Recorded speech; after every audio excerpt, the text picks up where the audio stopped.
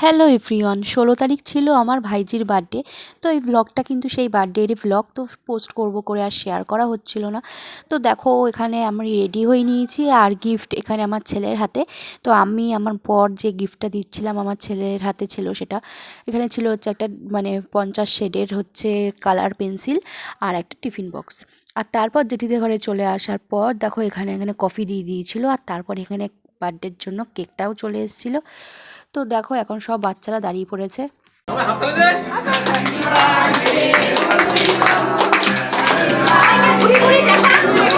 তো তারপর দেখতে পারলে যে এখানে কেক কাটিং প্রায় চলছে আর এখানে সবাই ক্ল্যাপ করছে আর এখানে সব বাচ্চারা আর মজা করে কেক কাটিং করছে। তো ভালোই এনজয় করেছিলাম সেদিন ঘরোয়াভাবে পার্টিটা আমরা সবাই মিলে। তো এখানে দেখো এখন সব লোকজন আত্মীয় স্বজন সবাই মোটামুটি চলে এসছে।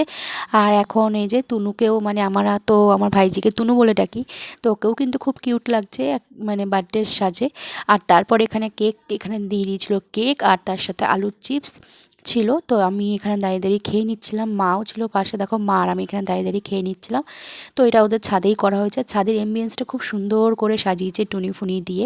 আর তারপরে দেখো এখন ডিনারে বসে পড়েছি। ডিনারে চলে এসছে এগ টেবিল স্যালাড আর তার সাথে ছিল হচ্ছে rice fried mix fried rice, তার সাথে ছিল চিলি পনির এখানে দিয়ে দিয়েছিল। তো খাওয়া আস্তে আস্তে খেতে খেতেই আবার পড়ে গেছিলো ফ্রাইড রাইস। তো পাশের টেবিলে বসেছিল মা বাপি বোন আর এই টেবিলে বসেছিলাম আমার দাদার ছেলে, আমি, আমার হাজব্যান্ড আর আমার ছেলে। তো এখন আমরা খেয়ে নিচ্ছি। রাত্রিবেলা একটু ঠান্ডা ঠান্ডা লাগছিলো বলে গায়ে একটা স্টোল দিয়ে নিয়েছিলাম। আর তার সাথে ছিল দেখো চিকেন কষা। তো খাওয়া দাওয়া শেষে ছিল চাটনি পাঁপড়, এখানে রসগোল্লা আর পায়েস ছিল।